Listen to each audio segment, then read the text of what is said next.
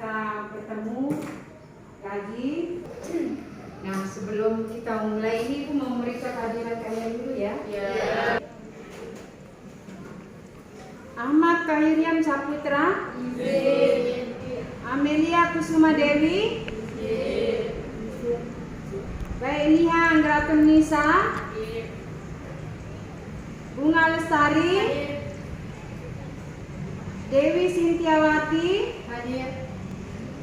Diana Tamara. Evania. Irham Wirabakti. Hingga Destila Hadi. Karmita Hasan. Reni Asita. Ilis Anggraini. Maisara. Muhammad Rifki Anggana. Nelly Amelia. Nesa Dwi Lestari. Putri Balkis Indriani. Rizky Aulia. Linda Hilmayani. Wulan Purnama Ningsi. Wulan Ramala Juwana. Untuk mencerahkan suasana kita ini sebelum kita mulai ya. Ini sudah jam 1 siang ya. Jam 1 siang itu kadang-kadang kita berbeda untuk ya menyapa juga di situ ya. Nah, supaya kalian lebih ceria. Ada banyak kita menyanyikan salah satu lagu wajib nasional kita, Garuda Pancasila. Ya, kita nyanyi yang semangat nyanyinya ya. Garuda Pancasila, akulah pendukungmu, patriot proklamasi, sedia berkorban untukmu. Pancasila dasar negara, rakyat adil makmur sentosa, pribadi bangsaku. Ayo maju, maju, ayo maju, maju, ayo maju, maju. Kegiatan kita kali ini Ibu mau menayangkan sebuah video ya, kalian cuma baik-baik video ini. Nanti setelah video berakhir ada lembar kerja yang akan kalian kerjakan secara berkelompok. Kalian simak videonya baik-baik ya.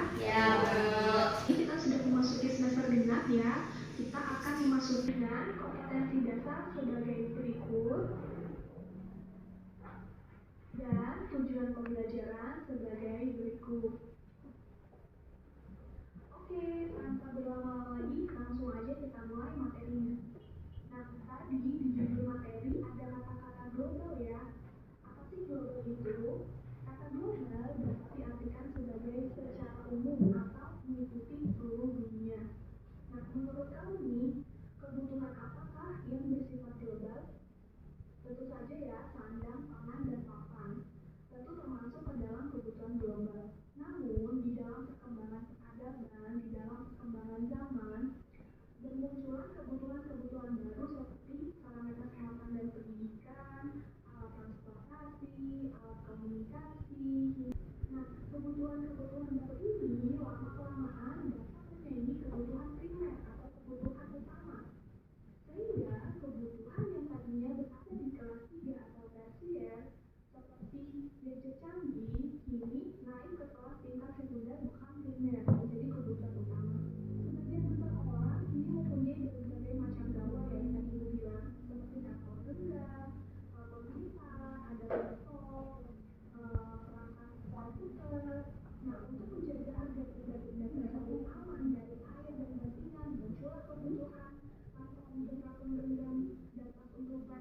Diperlukan juga dudukkan laptop genggam dan laptop pintar hingga dapat berdiri di meja agar tidak panas saat dipangku.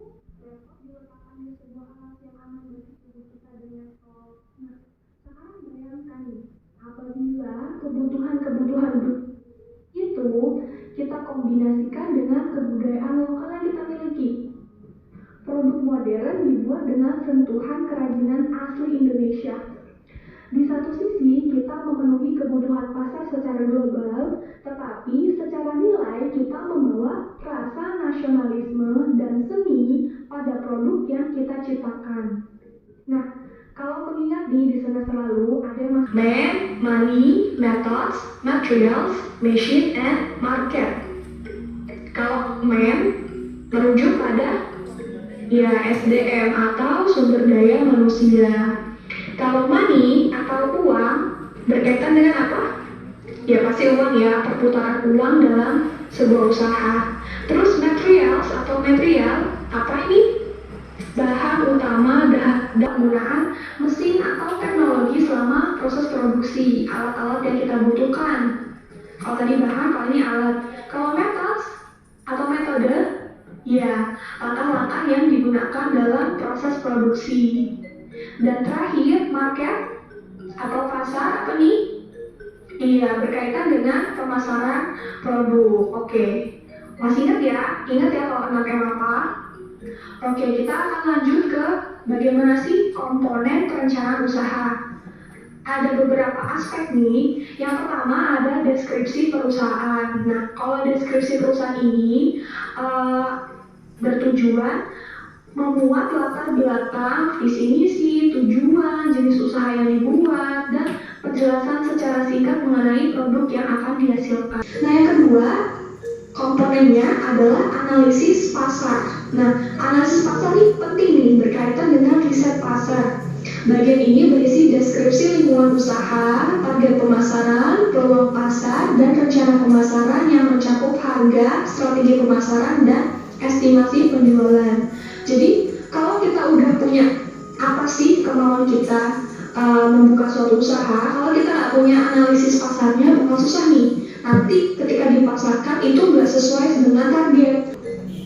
Nah, yang ketiga ada aspek produksi. Pada bagian aspek produksi terdapat penjelasan mengenai lokasi tempat produksi, fasilitas dan peralatan produksi, kebutuhan bahan baku, kebutuhan tenaga kerja, alur proses produksi, kapasitas produksi, dan biaya produksi. Nah, jadi setelah udah tahu mau dijual kemana dan usahanya apa, penting nih kita kalau mau produksi yang dibutuhin apa sih? Baiknya kita mulai usaha di mana sih? Distributor kita siapa sih? Nanti biaya-biayanya apa aja sih? Karena banyak yang dibutuhkan seperti ini. Nah gitu. Jadi setelah udah tahu bagian deskripsi dan analisis pasar, kita pasti masuk ke aspek produksi. Terakhir nih, yang paling penting nih, jantungnya dari usaha adalah aspek keuangan. Aspek keuangan itu berisi apa sih, Bu? Aspek keuangan itu berisi ada analisis keuangan, sumber pembiayaan, dan juga proyeksi laba rugi. Jadi ketika kita udah tahu pemulai usaha udah siap, tinggal nih kita aspek-aspek dari perencanaan usaha, komponen perencanaan usaha. Ada apa? Ibu ulangi, deskripsi perusahaan, analisis pasar, aspek produksi, dan juga aspek keuangan. Mungkin kalau kalian mau lihat lebih detail lagi, bisa baca halaman 82 sampai 84 ya di buku cetak kalian. Nah, yang terakhir nih dalam rangkaian perencanaan usaha adalah langkah-langkah penyusunan perencanaan usaha. Ini sebenarnya nggak perlu dijelasin sih, karena bisa langsung aja mulai action dari yang termudah. Tapi ada satu hal yang ibu mau garis bawahi, setidaknya ada 3 hal yang dapat menjadi pertimbangan bagi kita sebelum memutuskan membuat sebuah usaha. Yang pasti adalah minat atau passion, yang kedua prospek, dan kebermanfaatan bagi orang banyak. Minat atau passion ini harus sesuai dengan hal yang kalian sukai. Jadi bisnis ini bisa bertahan karena fondasinya ada dalam diri kalian sendiri gitu.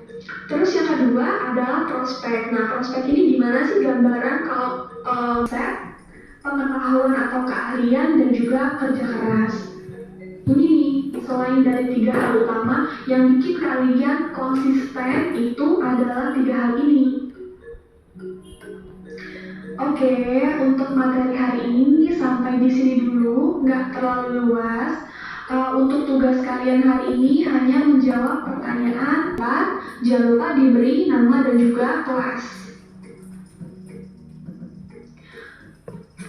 Nah, sampai di sini dulu pertemuan kita hari ini. Terima kasih sudah mengikuti pembelajaran dengan baik.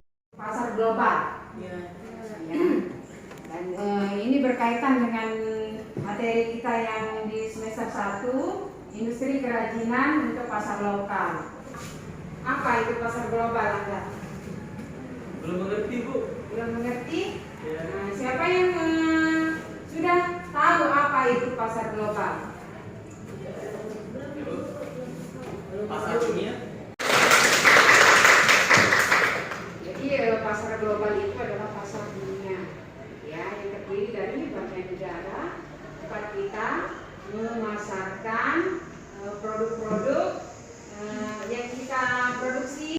Ya. Nah, sebelum kita membahas mengenai wirausaha industri kerajinan untuk pasar global ini, adanya seperti video tadi, bahwa yang diperlukan oleh seorang wirausaha itu adalah mindset, apalagi keahlian, dan kemudian target pasar.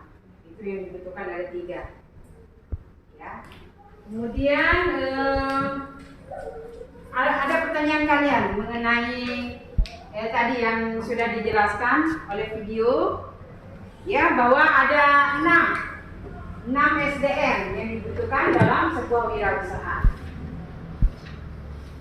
Coba siapa yang bisa menyebutkan ke-6 sumber daya manusia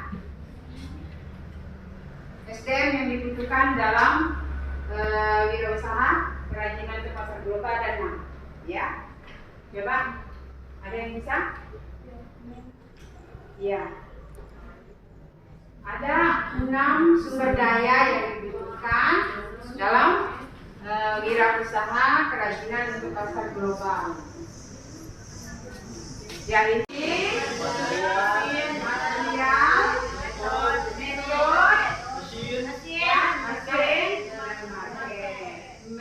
itu keahlian kita, ya, bagi pengusaha bagaimana mengelola keahlian kita supaya bisa berhasil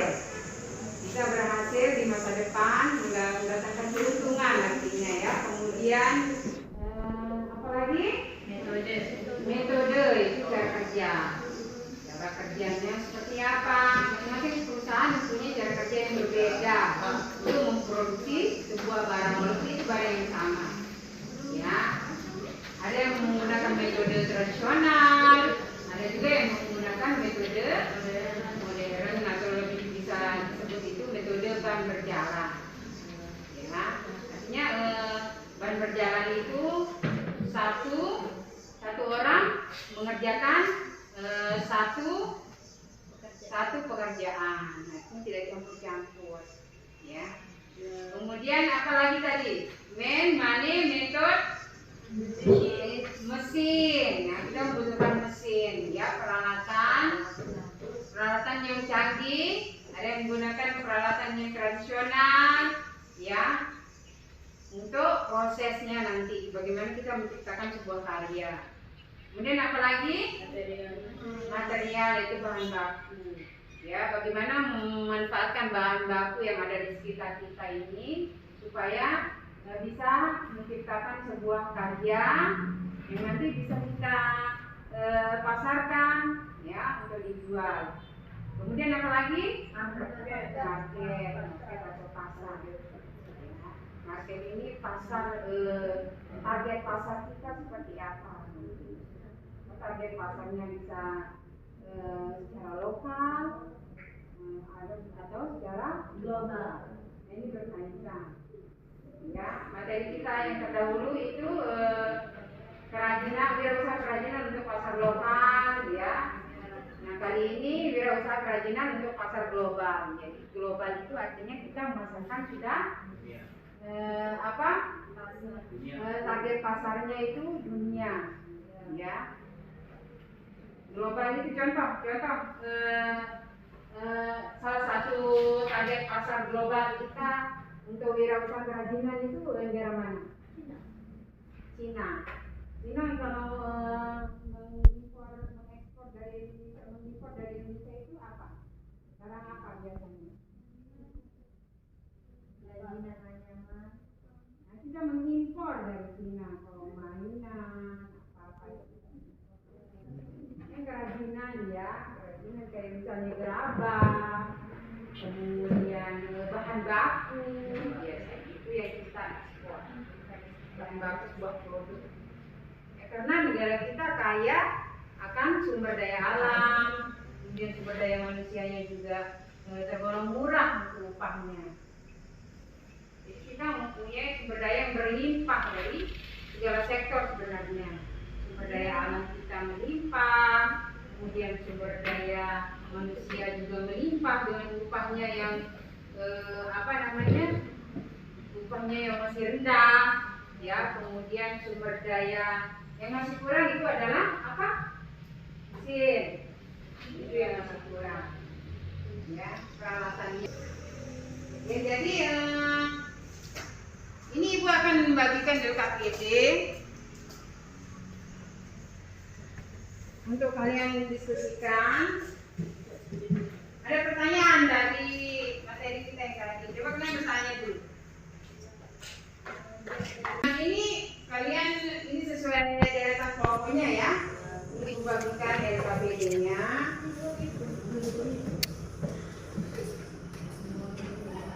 Jadi kita ada belakang. Ini bisa ada belakang.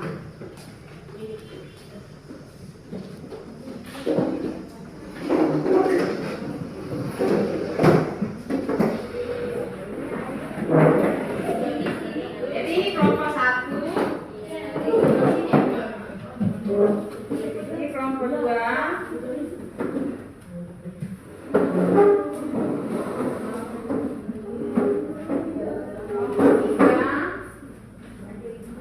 kelompok 4. Jadi kalian jawab di situ ya. Kemudian nanti ada sesi presentasi.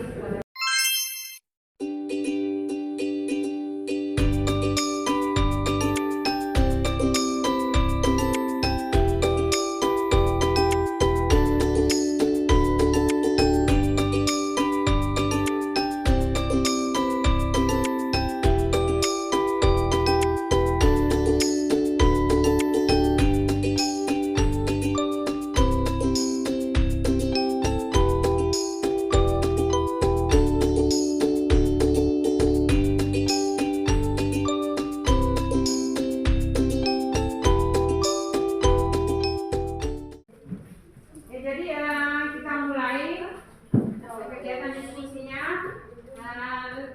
Saya mulai dari kelompok 1, silakan maju untuk melakukan presentasi.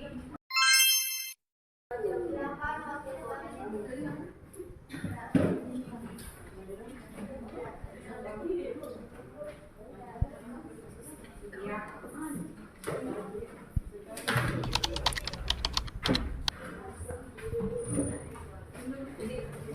Assalamualaikum warahmatullahi wabarakatuh. Waalaikumsalam warahmatullahi wabarakatuh. Saya dari perwakilan kelompok 1 akan menjelaskan pengertian produksi dan sistem produksi. Produksi sering diartikan membuat barang. Produksi mengandung makna yang lebih luas. Setiap saat manusia memerlukan barang dan jasa untuk memenuhi kebutuhannya. Barang dan jasa tidak tersedia dengan sendirinya, tetapi harus dibuat terlebih dahulu. Kegiatan yang dilakukan oleh pabrik perakitan motor, petani, dan dokter adalah contoh dari produksi. Motor, padi, dan jasa pengobatan adalah yang dihasilkan, memberikan manfaat bagi manusia. Produksi dalam arti sempit dapat diartikan sebagai kegiatan yang menghasilkan atau menciptakan barang. Kegiatan produksi tidak sekedar menciptakan manfaat atau barang, tetapi juga menambah guna suatu barang. Petani menghasilkan padi dan ketela juga merupakan kegiatan produksi. Tepung ketela digunakan oleh pabrik roti untuk menghasilkan roti. Perubahan tepung ketela menjadi roti mengalami perubahan bentuk maupun kegunaan. Dengan demikian, dalam arti yang luas, kegiatan produksi adalah kegiatan menciptakan atau menambah nilai guna suatu barang atau jasa untuk memenuhi kebutuhan manusia. Terima kasih. Kita berikan hasil diskusi mereka untuk mempresentasikan hasil diskusinya. Silakan kelompok 2 yang mewakili untuk maju ke depan.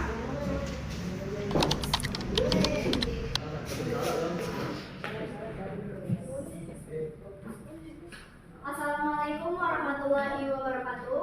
Waalaikumsalam warahmatullahi wabarakatuh. Menjelaskan tentang materi mengidentifikasi karakteristik sistem produksi. Ada 4 cara, yaitu yang pertama mempunyai komponen-komponen atau elemen-elemen yang saling berkaitan satu sama lain dan membentuk satu kesatuan yang utuh.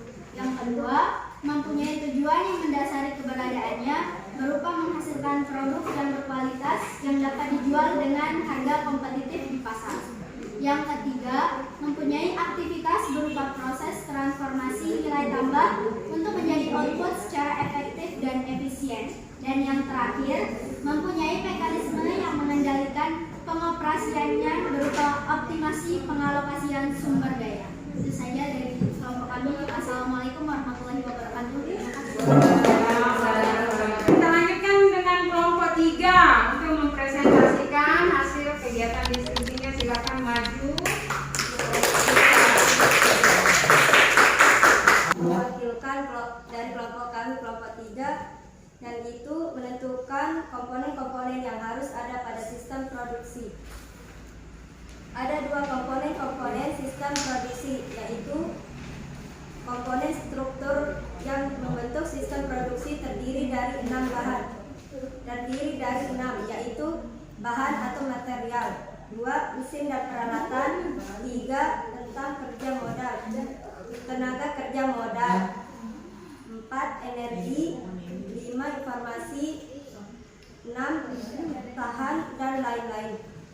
Komponen kedua yaitu fungsional, terdiri dari 4 bagian, yaitu supervisi, perencanaan, pengendalian, 4 koordinasi dan kepemimpinan.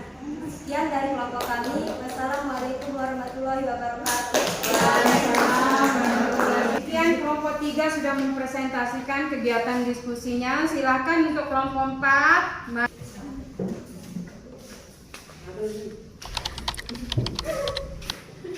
Assalamualaikum warahmatullahi wabarakatuh. Waalaikumsalam warahmatullahi wabarakatuh. Yaitu menentukan syarat-syarat yang harus dipenuhi dalam sistem produksi. Syarat-syarat yang dipenuhi dalam sistem produksi yaitu yang pertama, menentukan bahan atau material produksi.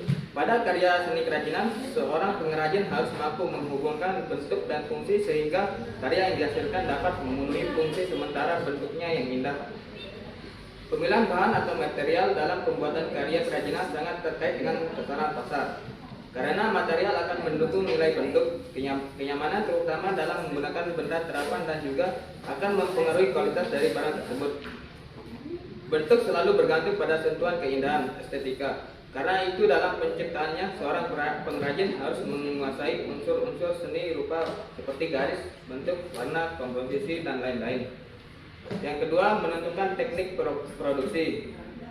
Mewujudkan sebuah produk kerajinan haruslah menggunakan cara atau teknik tertentu sesuai dengan bahan dasar kerajinan. Penguasaan teknik dalam berkarya kerajinan akan menentukan kualitas produk kerajinan yang dibuat. Beberapa jenis kerajinan memiliki alat dan keterampilan khusus untuk mewujudkannya. Teknik produksi kerajinan disesuaikan dengan bahan, alat, dan cara yang digunakan. Sekian dari saya. Mungkin hanya itu yang dapat saya sampaikan. Wassalamualaikum warahmatullahi wabarakatuh. Waalaikumsalam warahmatullahi wabarakatuh.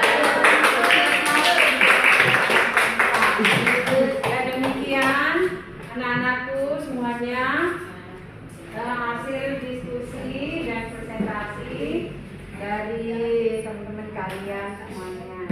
Ibu harapkan materi kali ini bisa menambah wawasan kita tentang industri kerajinan untuk pasar global. Ya, jadi siapapun bisa terlibat di dalam industri ini.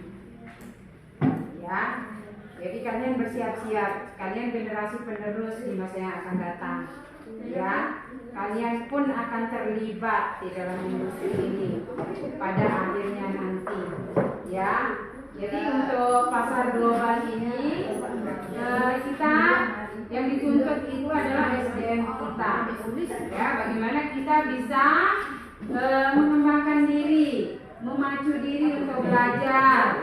Kemudian bagaimana kita bisa berkarya, menciptakan produk yang baru, berinovasi, berkreasi. Itu yang dibutuhkan. Selain itu yang dibutuhkan adalah modal, kemudian peralatan yang canggih, kemudian mental yang kuat. Ya, mental yang kuat, kalian sebagai generasi penerus nanti ya harus bermental kuat. Bermental kuat itu contohnya seperti apa? Tidak malu.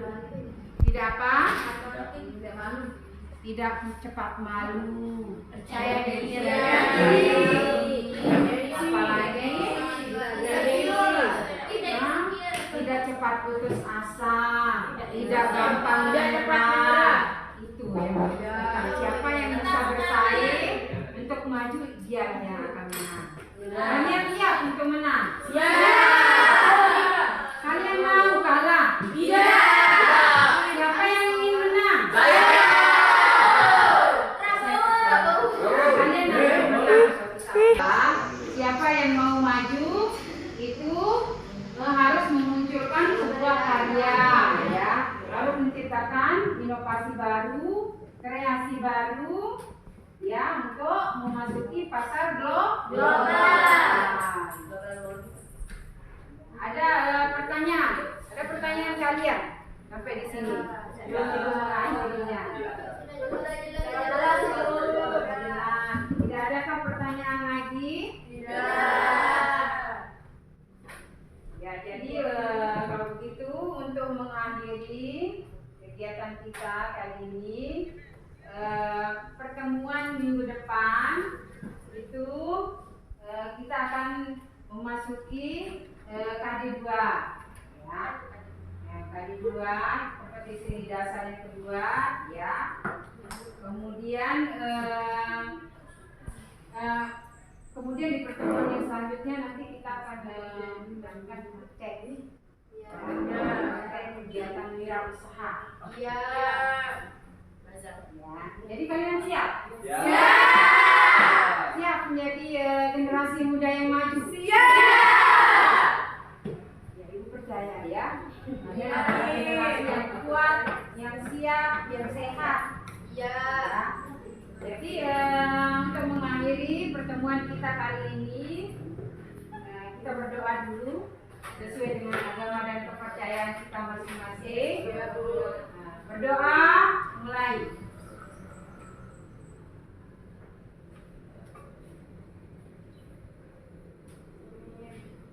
Berdoa, selesai. Beri salam.